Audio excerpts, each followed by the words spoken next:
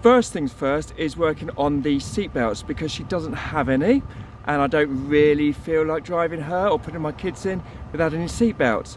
We're then going to go around checking all of the lights and replacing any bulbs, checking the earths and any wiring connections as we go. So yeah, why don't you grab yourself a cup of tea and yeah, join us over in England. We'll be working on Dotty, the MG Midget. Thanks ever so much.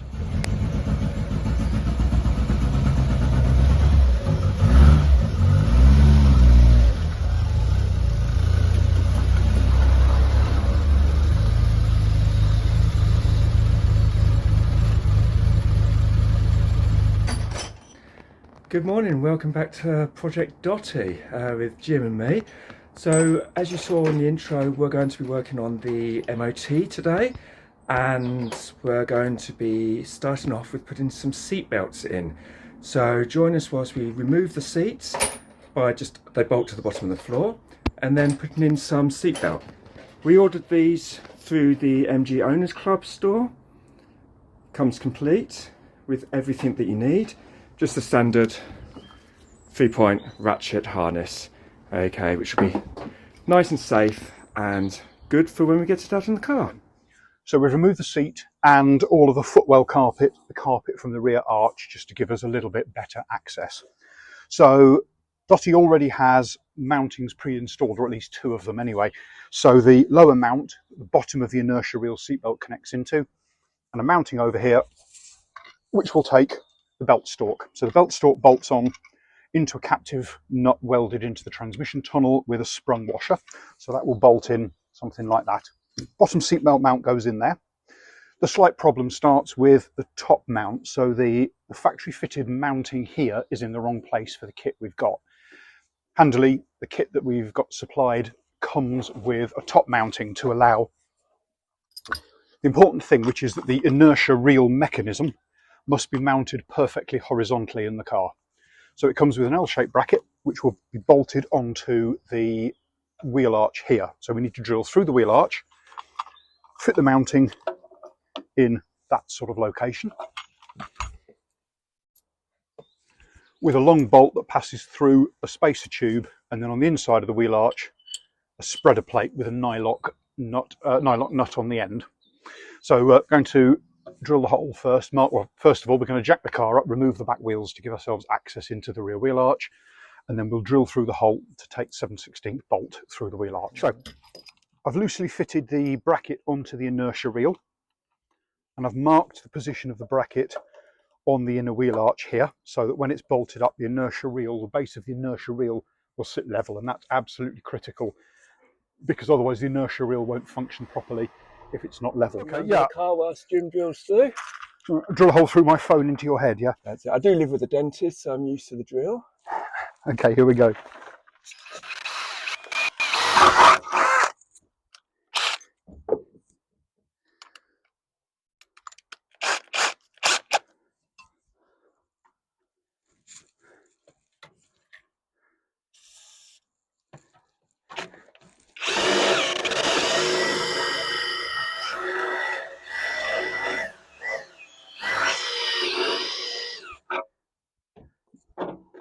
There you go. Let's go through one more.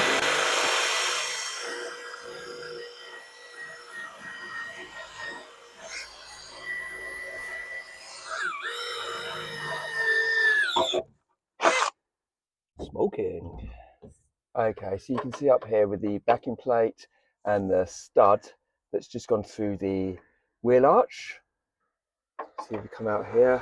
Okay, so we fitted the bottom mountings using the bolt nylock nut and the spacer tube that's provided. We've fitted the stalks here. Next thing to do is just nip up the bolt onto the bracket. So it's a bolt into a captive nut on the back of the bracket. And then we're going to go around and check all of the fittings. So the fitting instructions specify a torque of about 30 to 35 foot-pounds of torque.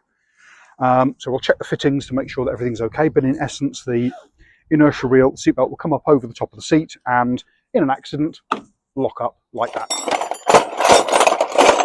That's what I want, what I really, really want. We need to do those as well. Same. So yeah, just... And we haven't done this one. Oh, right, okay, yeah, sure, all right, let's premature congratulations. That's the thing at our age, isn't it? Premature congratulations. Hang on. Also getting your Yeah, bits get on your in the right bits order. on the nut in the right order. That's it, that's done. Okay. Yep.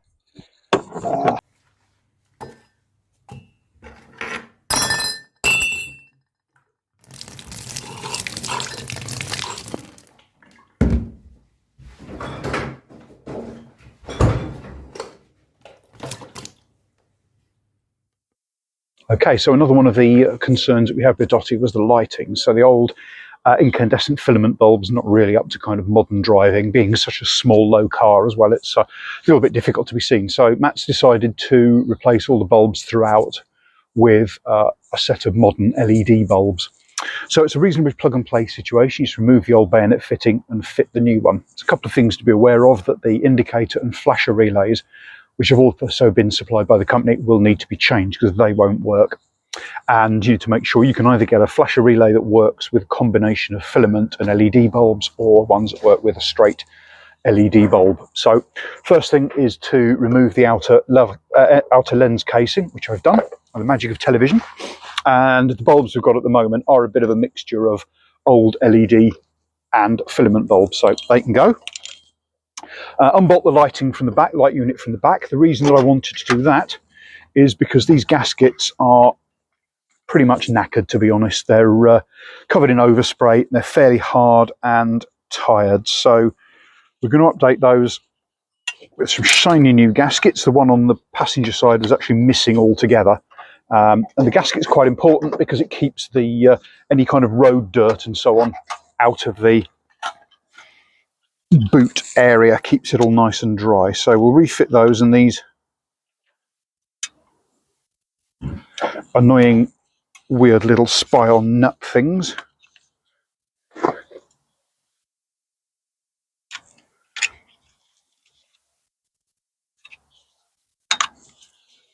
I'll fit that back in, poke the wiring through, slide the top bolt up, and we'll then tighten up the bolts on the inside. So I have to bury my head inside the wing and do that.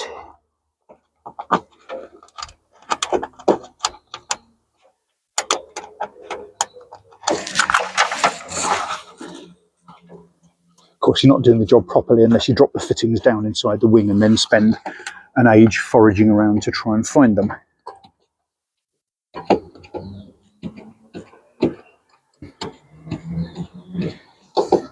So with the lamp unit tightened up, fit the bulb. So this is the combination stop and tail.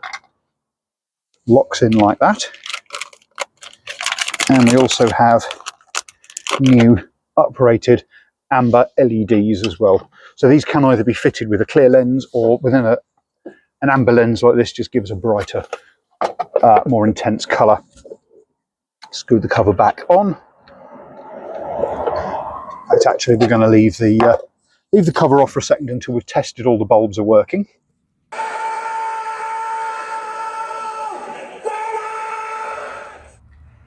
Well, as you can see by the background and the change of clothing, I'm back here now in Potsdam, and Jim is still in the UK with Dotty.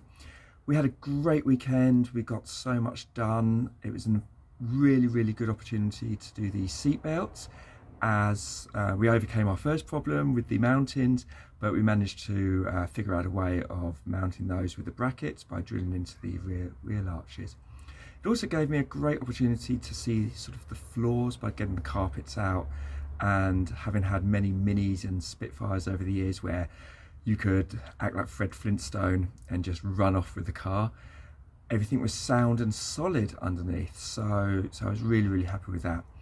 We started to do the work on the lights, changing all of the reversing lights, the brake and tail lights, number plate light housing and the indicators, and we got through that really well, changed the gaskets. Then we hit a bit of a problem. There are bad earths, and so we spent quite a long time chasing earths, connectors, I had to stop and come back home for work and to be with my family. Jim spent many hours yesterday on the work. He managed to get the hazard lights working by fiddling around with the relay and checking the earths there. So the hazard lights work really well, the reversing lights work, but the indicators just aren't working at the moment. They come on, so there's power getting to them, but they won't flash. So we've made a pause for now, and we're going to get on with work and our day lives. But coming soon this weekend, we'll be back at it, and hopefully we'll get all of the indicators working, and then we can begin to go through and do some regular service items, oil change, fluid change, and enjoy going for a good drive. So thank you ever so much for watching this. If you've liked the video, please comment below, and don't forget to like and subscribe, and we'll be right back later with another piston broke video. Bye bye.